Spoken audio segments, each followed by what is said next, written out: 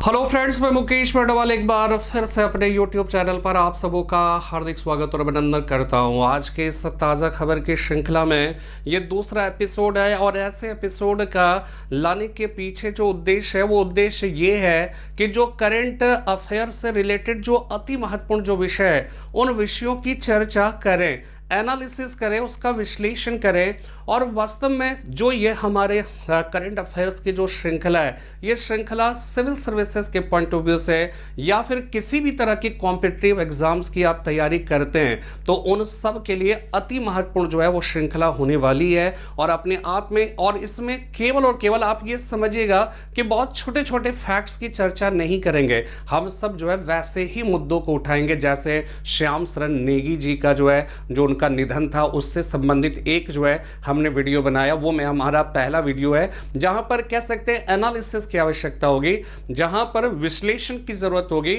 उस तरह के टॉपिक को जो है उठाया जाएगा। तो देखिए आज का जो सुप्रीम कोर्ट का जो फैसला जो निर्णय है वो निर्णय बहुत ही ऐतिहासिक निर्णय है, बहुत ही संवैधानिक दृष्टिकोण से एक आप कह सकते हो एक बहुत ही महत्वपूर्ण निर्णय है। और ऐसा जो निर्णय आया ये भारत में कह सकते हैं कि जो संविधान जो सुप्रीम कोर्ट है उस सुप्रीम कोर्ट के संवैधानिक पीठ के द्वारा दिया गया निर्णय था। संवैधानिक पीठ क्या होता है कि वास्तव में जब हम सुप्रीम कोर्ट की बात करते हैं तो सुप्रीम कोर्ट के जो कह सकते हैं कि विभिन्न उनके सम्मुख जो मामले होते हैं उन मामलों के निपटारे के लिए जाहिर सी बात है कि बेंचेस का गठन किया जाता है। ठीक है, उसमें ये तीन तरह के बेंचेज होते हैं, एक होता है डिविजनल बेंच होता है, एक होता है फुल बेंच होता है और तीसरा होता है कॉन्स्टिट्यूशनल बेंच। जो डिविजनल बेंच होता है उसको खंडपीठ कहते हैं, जो फुल बेंच होता है उसे पूर्ण पीठ कहते हैं और जो कॉन्स्टिट्यूशनल बेंच होता है उसे संवैधानिक पीठ कहकर पुकारा जाता है। तो इसमें देखिए क्या होता है कि जो खंडपीठ होता है उसमें यानी कि खंडपीठ हो यानी कि फुल बेंच हो या फिर डिविजनल बेंच हो, इसके सम्मुख वैसे ही मामले दिए जाते हैं, लाए जाते हैं जिस पर संविधान की व्याख्या से संबंधित प्रश्न अंतर्वलित ना हो। ठीक है, लेकिन जहां पर संविधान की विवेचना करने की आवश्यकता पड़ती है, जहां पर यह देखा जाता है कि जो मामला है वो संविधान की विवेचना से, संविधान की व्याख्या से या उसकी संवैधानिकता की परख से रिलेटेड अगर कोई तथ्य तो कोई कॉन्सेप्ट अगर है तो फिर क्या होता है कि उसको कॉन्स्टिट्यूशनल बेंच के पास भेजा जाता है और उसमें मिनिमम 5 जजेस का बेंच होता है। 5 जजेस का जब बेंच होगा मिनिमम जो है तो आप समझ जाइए कि वो कॉन्स्टिट्यूशनल बेंच है। राष्ट्रपति को आर्टिकल 143 के अंतर्गत सुप्रीम कोर्ट जो परामर्श देता है उसके लिए जिस बेंच का गठन किया जाता है वो भी 5 सदस्य मिनिमम जो है 5 सदस्य के बेंच के द्वारा सजेशन दिया जाता है। आपको पता है आज तक के इतिहास का सबसे बड़ा जो बेंच था वो केशवानंद भारती बनाम केरल राज्यवाद के मामले में जो है 1973 में गठित किया गया था, 13 जजेस का बेंच था। उसके पहले जो है 11 जजेस का बेंच जो है वो था और वो था कौन सा, गोलकनाथ बनाम पंजाब राज्यवाद। इसलिए अगला जो बेंच था ना उस बेंच को थोड़ा बड़ा बनाना पड़ा और फिर 13 जजेस का बेंच जो है वो सामने में आता है। ठीक है, तो देखिए आज का जो टॉपिक है वो टॉपिक यही है कि इकोनॉमिकली वीकर सेक्शंस, ठीक है, उनको 10% का रिजर्वेशन और ये केवल और केवल सवर्णों से संबंधित है। ठीक है, और इसी से रिलेटेड जो आज डिसीजन आया उसी पर जुड़ा हुआ आप इंटरनेट पे पूरा अगर आप जाओगे तो आप देखिएगा ये पूरा न्यूज़ जो है वो भरा पड़ा है। ठीक है, ये पूरी चीजें आप देख रहे हैं, देखिए सब जो है इकोनॉमिकली वीकर सेक्शन के जो है विभिन्न प्रकार के यूट्यूब पर या फिर प्रिंट मीडिया या फिर इलेक्ट्रॉनिक मीडिया आप देख रहे हैं पूरा भरा पड़ा है। ठीक है, ये बेला सुंदर त्रिवेदी जी हैं और ये जो है वो पारदीवाला जी है। ठीक है ना, तो यहां पर जो है जस्टिस यू ललित हो जाएंगे। ठीक है, इसके बाद दिनेश माहेश्वरी जी हो जाएंगे। इनका डिसीजन जो है यहां पर देखिए डीएमए हिंदी, ठीक है, इसमें justice Bela Trivedi ji, justice JB Pardiwala, justice Dinesh Maheshwari, CJI U Lalit और जस्टिस एस रविंद्र भट्ट, ये 5 जजेस का बेंच था। और इस 5 जजेस का बेंच आप देख पा रहे होंगे, कोशिश करता हूं कुछ नए तरीके से मैं आपके सम्मुख आने का और हमेशा कुछ ना कुछ एक्सपेरिमेंट करता हूं और देखता हूं कि कहां पर जाकर हमारी जो है ये सफ़र जो रिसर्च करने का, ना सिर्फ जो है कंटेंट्स के मामले में कि मैं आपको किस तरह से कितना बेहतर तरीके से अपनी चीज़ों को मैं प्रस्तुत कर सकूं, उस पर अपना एक रिसर्च है वर्क अलग से भी चलता रहता है। और हमने आज ट्राई किया तो मुझे लगा कि नहीं, ये एक तरीका बहुत अच्छा है। और इसमें पीछे देख पा रहे होंगे पूरा जो इकोनॉमिकली वीकर सेक्शन। तो सबसे पहली चीज आपको यह जानना होगा इसमें कि इकोनॉमिकली वीकर सेक्शन का जो संबंध है, यह संबंध केवल और केवल सवर्णों से। सवर्णों को इसके अंतर्गत 10% रिजर्वेशन शिक्षण संस्थानों में और सरकारी नौकरियों में मिलेंगे। ये बात पहली चीज जो है वो क्या करना है कि आपको इसके बारे में जानकारी रखनी है। इसके बाद दूसरी जो महत्वपूर्ण जानकारी है वो महत्वपूर्ण जानकारी है कि ये मामला 2019 में ये आया था, जब उस समय लोकसभा का चुनाव होने वाला था और वर्तमान सरकार का एक प्रकार से ये एक मास्टर स्ट्रोक था। और ये एक ऐसा जो है कह सकते हैं ऐसी बात थी जो हमारे देश के संविधान में कह सकते हैं कि फंडामेंटली अगर देखा जाए ओरिजिनल हमारे देश का जो कॉन्स्टिट्यूशन है वहां पर कहीं पर भी आप देखिएगा कि आर्थिक रूप से रिजर्वेशन की बात नहीं की गई है। उसमें सामाजिक और शैक्षणिक रूप से पिछड़े हुए जो लोग हैं उन लोगों के आरक्षण की बात की गई थी। ये बात जो है आपको ध्यान में रखना है। तो आर्थिक मतलब कह सकते हैं आरक्षण की बात तो कहीं नहीं की गई, लेकिन वर्तमान सरकार ने 2019 के चुनाव के पहले उन्होंने ये जो है वो क्या है कि बात कही कि जो 10% जो कह सकते हैं कि जो सवर्ण लोग हैं, जो आर्थिक रूप से जो है वो क्या है कि एक तरह से तंगी की स्थिति में, तो उनको जो है अगर कह सकते हैं उनको भी जो है 10% रिजर्वेशन मिलना चाहिए। और कहा जाता है कि मामला ही कुछ ऐसा था कि कोई इसका विरोध नहीं कर सका और सबका सपोर्ट हुआ और 103वां संविधान संशोधन अधिनियम पारित किया गया। और इसलिए पारित किया गया क्योंकि भाई जब तक आप संविधान में आर्थिक रूप से आरक्षण जैसे शब्द को जोड़ोगे नहीं तब तक तो हो नहीं सकता। इसलिए आर्टिकल कह सकते हैं कि 16 में और आर्टिकल जो है वो कह सकते हैं कि 14 वगैरह में इसमें कुछ करेक्शन जो है, कुछ संशोधन जो है वो किए गए।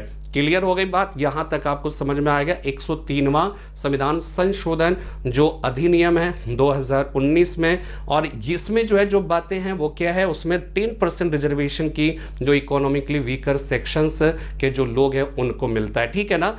दूसरी नेक्स्ट इंपॉर्टेंट बात 2019 में, अच्छा 2019 में जब ये मामला जब इसकी घोषणा हो गई तो फिर जो है अभी ये डिसीजन क्या आया, फिर ये डिसीजन था क्या, तो वास्तव में क्या हुआ कि जब 10% रिजर्वेशन की जब बात की गई तो उसमें क्या था कि उसमें एक प्रकार से करीब करीब उसके बाद जब सरकार ने ऐसी घोषणा की ना और जब 103वां संविधान संशोधन अधिनियम आया तो लगभग 40 याचिकाएं जो है, ठीक है, वो पिटिशंस वगैरह सब जो है वो सुप्रीम कोर्ट में जो है दायर किया गया। उसी का जो है एक तरह से कह सकते हैं कि वही सुनवाई हुआ और उसी में आज फाइनल रिजल्ट आया। और फाइनल रिजल्ट में ये जो 5 जजेस के बेंच थे, ठीक है, जजेस का नाम भी जान लीजिए, जस्टिस बेला त्रिवेदी है ना, justice Dinesh Maheshwari, justice JB Pardiwala, ये सब पक्ष में थे। और जो विपक्ष में है वो chief justice of India UU Lalit और साथ में जस्टिस एस रविंद्र भट्ट जो है ये क्या हो जाएंगे, ये विपक्ष में हो जाएंगे।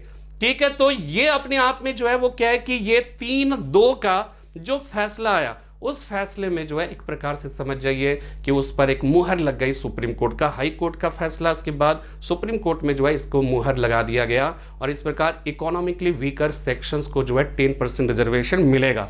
लेकिन यहां पर एक और डायग्राम आपको समझना है जो मुझे समझ में आता है कि आप लोग को याद रखने की आवश्यकता है, ठीक है ना। और वो डायग्राम क्या है, वो डायग्राम ये है, देखिए यहां पर कि किस वर्ग को कितना आरक्षण मिलेगा।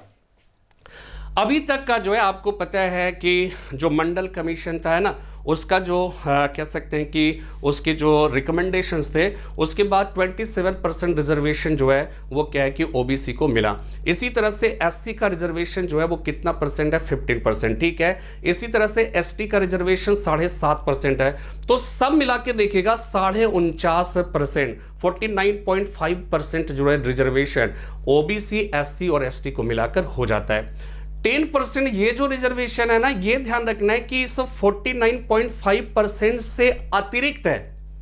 ये नहीं कि, यानी कि एक कंफ्यूजन दूर हो जाना चाहिए कि वर्तमान सरकार जो है जो अन्य वर्ग के लोग हैं, ओबीसी है, एससी है, एसटी है, इनका जो रिजर्वेशन है, इस रिजर्वेशन को वो समाप्त करना चाहती है। ऐसी बात नहीं है। इसमें इनकी जो 49.5% जो रिजर्वेशन मिला है, इसमें उस पर किसी तरह का कोई भी जो है कह सकते हैं कि वहां पर हाथ लगाने की बात नहीं आई है।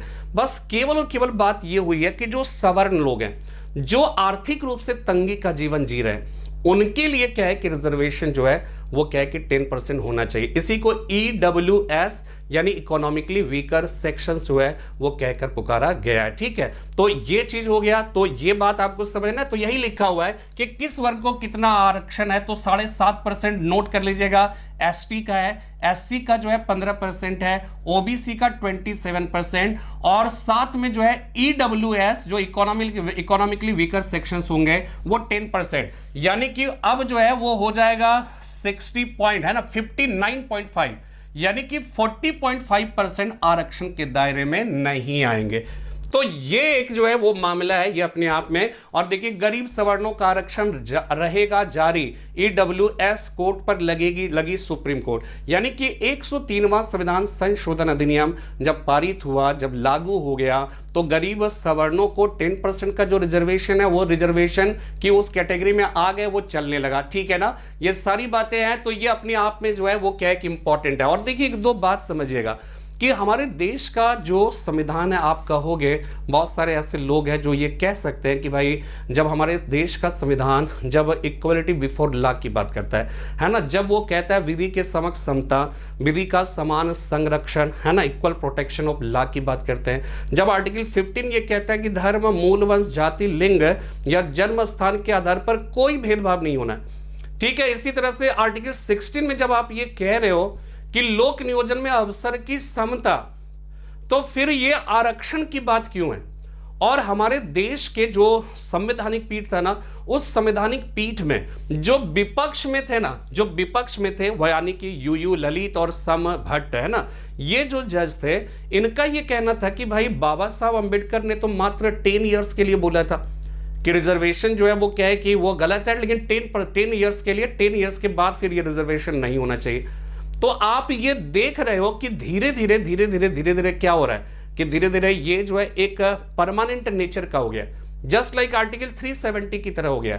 आर्टिकल 370 के संदर्भ में भी जवाहरलाल नेहरू ने यही कहा था कि ये जो है वो भाग 21 में रखा गया था, और भाग 21 का जो टॉपिक, जो शीर्षक था, वो अस्थायी संक्रमणकालीन, है ना, वो ट्रांजिशनल और प्रोविजनल नेचर का था।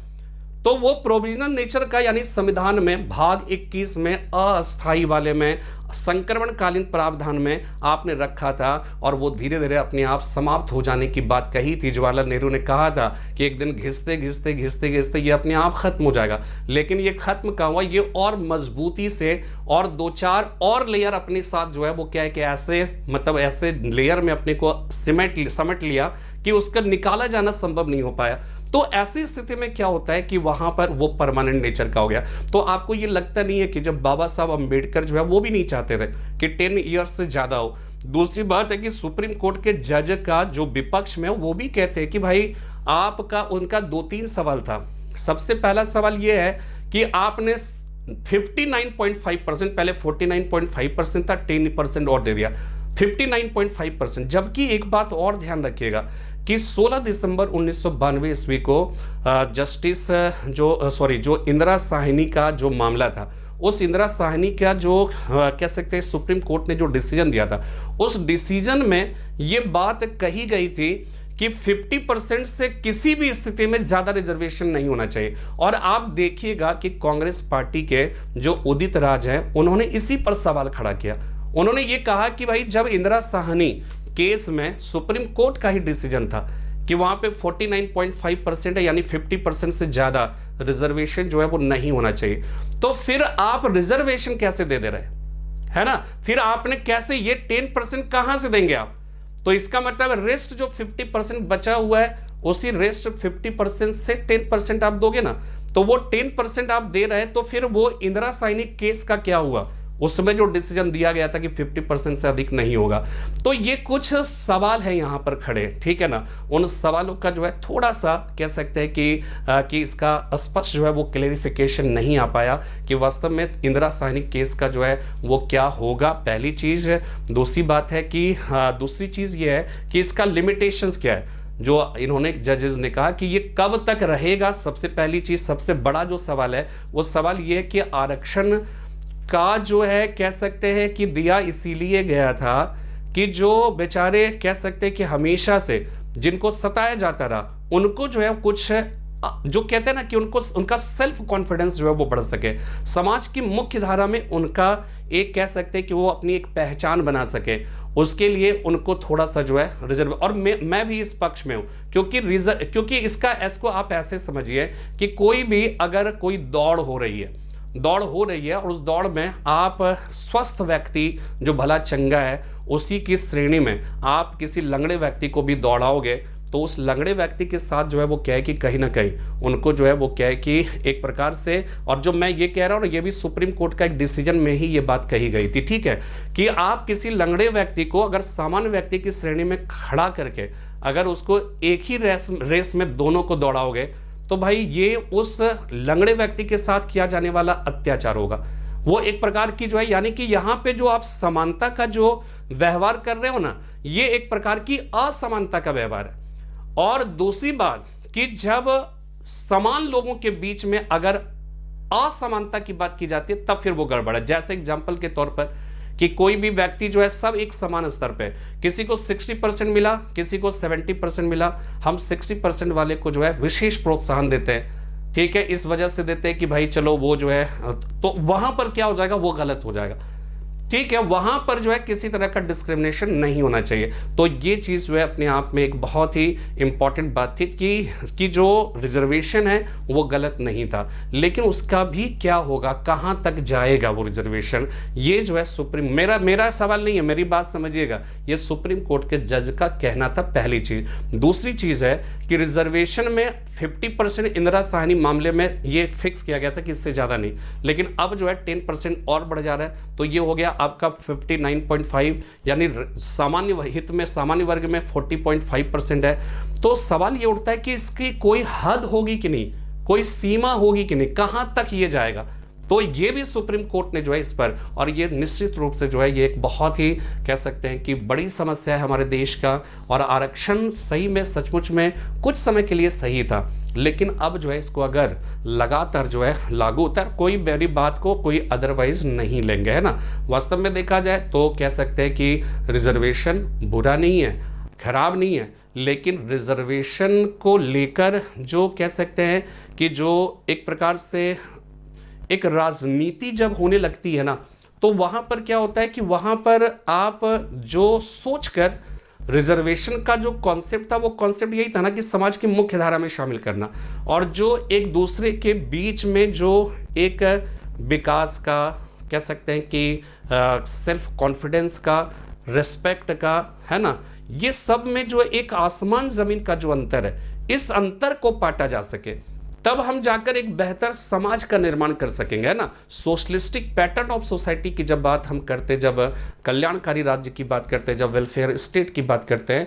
तो वेलफेयर स्टेट में यही होता है ना कि भाई जो दबे कुचले लोग हैं उनको समाज की मुख्य धारा में लाया जाए, लेकिन मुख्य धारा में भी ऐसे लाया जाए शुरुआत के दिनों में, लेकिन हमेशा इस तरह से न लाया जाए कि एक वर्ग विशेष फिर धीरे धीरे एक प्रकार से समझ जाइए कि फिर से कहीं ना कहीं एक मन के अंदर जो एक द्वंद्व है, वो द्वंद्व की जो स्थिति है वो स्थिति फिर से वापस ना आ जाए। तो मेरा अपना एक सोचना, मेरा अपना एक आकलन है कि हम सब को जो है कह सकते हैं कि इसको एक बहुत ही हेल्दी वे में लेने की आवश्यकता है। रिजर्वेशन देना, रिजर्वेशन लेना, ये सब अपनी जगह पे है, लेकिन हमें ये चीज़ नहीं भूलना चाहिए कि रिजर्वेशन का असली जो मंतव्य था वो मंतव्य क्या था। क्या वो मंतव्य आज भी हमारे मन मस्तिष्क में छाया हुआ है, और उन्हीं पवित्र मंतव्यों के साथ हम रिजर्वेशन की ऐसी बात करते हैं और हम हम जो है जोड़ते हैं, और कहीं ना कहीं अगर ऐसा है तो अपने आप में बहुत ही अच्छा है। लेकिन अगर ऐसा नहीं है तो आने वाले समय में कहीं ना कहीं ये हमारे देश के समाज के लिए जो है वो कह सकते हैं कि वो एक बहुत ही कह सकते हैं मेरे हिसाब से मतलब एक स्वस्थ परंपरा नहीं होगी। फिलहाल जो है मैं इसी बात के साथ विराम लेता हूं, और आज के क्लास में एक चीज जो है हम एक आर्टिकल जो है वो क्या है कि पढ़ेंगे, ठीक है। उसमें से किसी एक टॉपिक का जो एक आर्टिकल है, और वो आर्टिकल जो है वो किससे जुड़ा हुआ है, वो एनबीटी नवभारत टाइम्स से शायद जुड़ा हुआ, ठीक है। तो यहां पे देखिए ये आर्टिकल मैं पढ़ ले रहा हूं ताकि आपका एक कॉन्सेप्ट पूरा क्लियर हो जाए। सबसे पहली चीज हाइलाइट्स क्या है, गरीब सवर्णों को मिलने वाले ईडब्ल्यूएस आरक्षण पर सुप्रीम फैसला, ठीक है। दूसरा है सुप्रीम कोर्ट से मिल गई ईडब्ल्यूएस कोटे को हरी झंडी, जारी रहेगा ईडब्ल्यूएस कोटा, सुप्रीम कोर्ट ने 3:2 से फैसला सुनाया, ठीक है। अब इसको हम लोग पढ़ लेते हैं, ठीक है। इसको हम लोग पढ़ते हैं, एकदम बढ़िया से समझ लीजिएगा। इससे क्या होगा ना कि आपका जो मेंस में लिखने का जो कह सकते हैं जिससे एनालिसिस की आवश्यकता पड़ती है, कंटेंट्स की जो है जो एक मन मस्तिष्क में जो बनाए रखने की आवश्यकता होती है, ये सब बहुत ही आसानी से अगर आप हमारे लेक्चर्स को सुन लेंगे, हमारी जो उद्देश्य हम जो बताना चाहते हैं अगर आप उसको सही तरीके से समझ लेते हो तो निश्चित रूप से यह आने वाले समय में आपके लिए बहुत ही फायदेमंद होगा। थोड़ा सा जो है एक जस्ट 2 सेकेंड रुकेंगे, इसको हम थोड़ा सा ऐसा कर रहा हूं कि हाँ ठीक है, शायद आपको दिख पा रहा होगा। अब देखिए यहां पर, ठीक है, देखिए आर्थिक रूप से कमजोर वर्ग को दिए गए आरक्षण पर सुप्रीम कोर्ट की मुहर लग गई है। चीफ जस्टिस यूयू ललित के नेतृत्व में 5 जजों की पीठ ने 3:2 से संविधान के 103वें संशोधन के पक्ष में फैसला सुनाया। पहली चीज, इकोनॉमिकली वीकर सेक्शंस किससे जुड़ा हुआ है, सवर्णों से।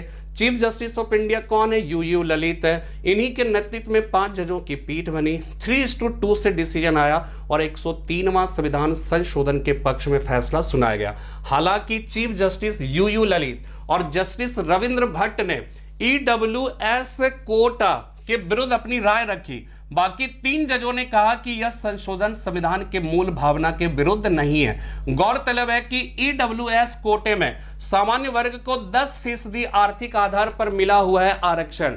इस फैसले को दी गई थी चुनौती। शीर्ष अदालत ने आरक्षण पर रोक लगाने से किया था इनकार। इस फैसले के साथ ही अब देश में आर्थिक रूप से पिछड़े सवर्णों को 10% आरक्षण जारी रहेगा, ठीक है। अब देखिए फैसले के पक्ष में जो जो लोग थे वो चीफ जस्टिस यूयू ललित, मतलब ये 5 जजेस का बेंच था, ये जो है इन्होंने ये विरोध में थे, जस्टिस रविंद्र भट्ट विरोध में, लेकिन जस्टिस जेबी पारदीवाला ये जो है पक्ष में, जस्टिस बेला त्रिवेदी पक्ष में, जस्टिस दिनेश माहेश्वरी पक्ष में थे, ठीक है। और 3:2 से यह फैसला दिया गया। चीफ जस्टिस यूयू ललित ने ईडब्ल्यूएस कोटे के विरुद्ध, अब देखिए ये इसलिए सुन लीजिएगा कि क्या ओपिनियन है, क्या उनका कह सकते हैं कि इस संदर्भ में उनका क्या सोचना था। अगर ये समझते हैं तो एनालिसिस आपका अच्छा हो जाता है। चीफ जस्टिस यूयू ललित ने ईडब्ल्यूएस कोटे के विरुद्ध राय रखी है। उन्होंने कहा कि वह जस्टिस भट्ट के निर्णय के साथ हैं, यानी कि जस्टिस भट्ट ने भी इसके विपक्ष में कहा।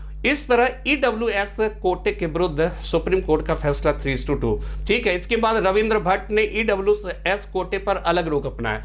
जस्टिस भट्ट ने कहा संविधान सामाजिक न्याय के साथ छेड़छाड़ की अनुमति नहीं देता है। ईडब्ल्यूएस कोटा संविधान के आधारभूत ढांचा के तहत ठीक नहीं है। जस्टिस भट्ट ने कहा यह आरक्षण का लिमिट पार करना बेसिक स्ट्रक्चर के विरुद्ध है। ये चीजें हमने आपको बताई थी, ठीक है। ये आपको ध्यान में रखना है कि वो बेसिक स्ट्रक्चर के विरुद्ध है। ये बात जस्टिस भट्ट ने जो है वो कहा, ठीक है। ये चीज आपको ध्यान में रखना है, तो ये अपने आप में इंपॉर्टेंट हो गया।